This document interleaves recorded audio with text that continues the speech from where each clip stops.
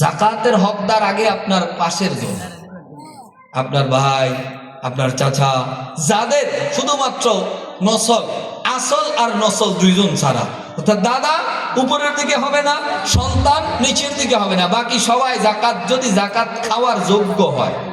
আপনার এমনও হয়েছে যে আপনার বোন বিয়ে হয়েছে, সে এখন অভাবে আছে, আপনার বোনের হকও আপনি দিয়ে দিয়েছেন, তারপরেও তার অভাব কাটে নাই, এখন আপনি চাইলে আপনার জাকাতের সম্পদও তারে দিতে পারবেন। তাহলে জাকাত দিবেন এমন ব্যক্তিকে এমন ভাবে যেন সে পরের বছর আর হাত পাতা না লাগে। আর এখন আপনি কি করছেন, জাকাতের তো হিসাব করেনি নাই, ব্র্যান্ডের শাড়ি আর লুঙ্গি আইনা মাইকিং করে দিচ্ছেন জাকাত দেওয়া হয়, জাকাত দেওয়া হয়, যাই ওই জায়গায় সিরিয়াল ধরে লাগছে, না হয় 500 টাকা 200 টাকা হাতে ধরাই দিচ্ছেন। জীবনে এভাবে জাকাত দিলেও জাকাতের হক আদায় হবে না। আল্লাহ রসুল বলেছেন, কোন দেশ বা রাষ্ট্র যদি মাত্র 10 বছর সঠিক নিয়মে জাকাত দেয়, ওই দেশে জাকাত খাওয়ার মতো লোক পাওয়া যাবে মাত্র 10 বছর। আপনি হিসাব করেন, যদি জাকাতের মতো জাকাত দেয়, একটা গরিব খুঁজে পাবেন না।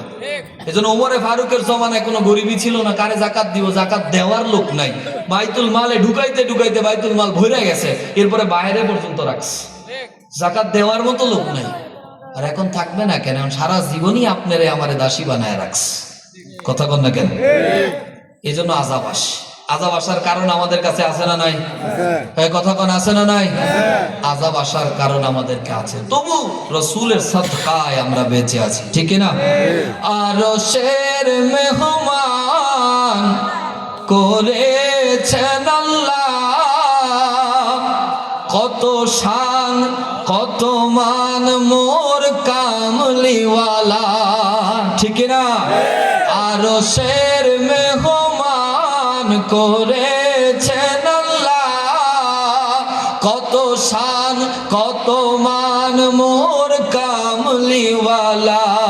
ও গো মদিনাওয়ালা, কাছে ডাক দাও না, দিদার দাও গো শাহে মদিনা, দিদার দাও শাহে মদিনা।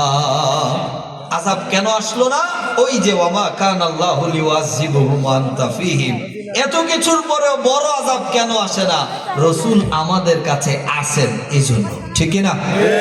এরপরে আসেন, আল্লাহ রাসূল বলতেছেন, শর্ট করে চলে যাচ্ছে আমি, ওয়া আতা রাজুলুন যাওজাতুহু ওয়া আকা উম্মুহু, যখন যুবকগুলো নিজের স্ত্রীকে মায়ের চেয়ে বেশি প্রাধান্য দেয়।